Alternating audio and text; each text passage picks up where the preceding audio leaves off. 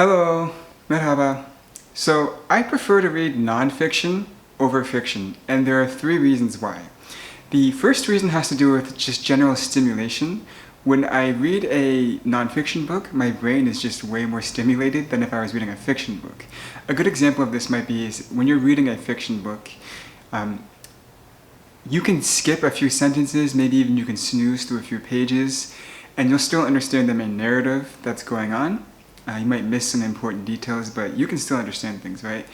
If you put this in comparison to calculus or any general math book, or like a proof approach to math, or even a law book, a case law book, or a philosophy argument, really in-depth philosophy argument, if you skip some details, you just can't understand it. You're going to be left like feeling incoherent, like just not understanding anything, that's a drastic difference from the fiction book. And so when you're reading nonfiction, you really have to pay attention to what's going on. The second point has to do with theoretical accuracy versus, let's say, historical accuracy. So when you read a nonfiction book, you're going to get historical accuracy in the sense that the truths you hear about will relate to the world as it is. With theoretical books, you're going to get truths, right? There will be some truths, there'll be some ideas, like theories that are, we'll say, true, but that don't necessarily relate to the world, which I think is a problem. Especially, unless you're reading about psychology, then maybe it's not a problem. If you're reading about history, then it is a problem. Now, the other problem that you're going to have with this is author bias, right? So if you're going to talk about these truths, think about George Orwell, 1984. He has a very particular conception of what an oppressive government looks like, and if you try and apply that model to oppressive governments, it won't necessarily hold true.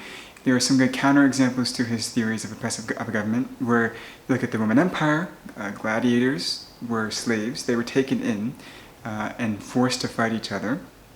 And senators would give these people food, they would give them special training, they would give them servants, right? Because they were actually viewed as assets. So even though they were oppressed, they didn't have freedom of speech, they didn't have political say, they basically were like slaves for all intents and purposes.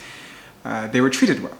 The same thing holds true with the Janissaries in the Ottoman Empire. They were taken in, usually at a young age, and they were taught to fight, and when they learned how to fight, they, as a result, got status, they could have families, they had political sway, they actually had representation inside their society, despite the fact that they were oppressed. So as a result of reading fiction, if you take the theories in fiction and apply them to the real world, you might get a lot of author bias that doesn't hold true for actual cases. The last point has to do with a heavy emphasis on characters.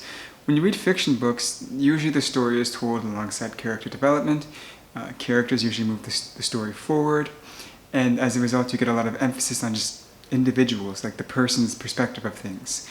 Whereas if you want to read, say, about geology or law or just language in general, that's much easier done with nonfiction. You could find nonfiction books on different languages like German, Russian, various dialects of Arabic. If you want to read about different legal systems in the world, if you want to read about German legal systems, French legal systems, Canadian legal systems, you can do that. But if you want to read about the legal systems in, say, The Lord of the Rings or Game of Thrones, you can't really do that.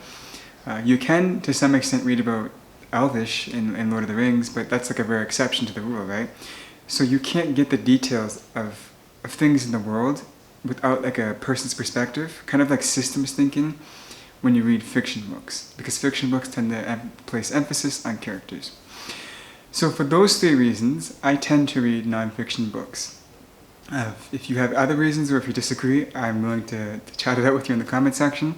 With that being said, tschüss.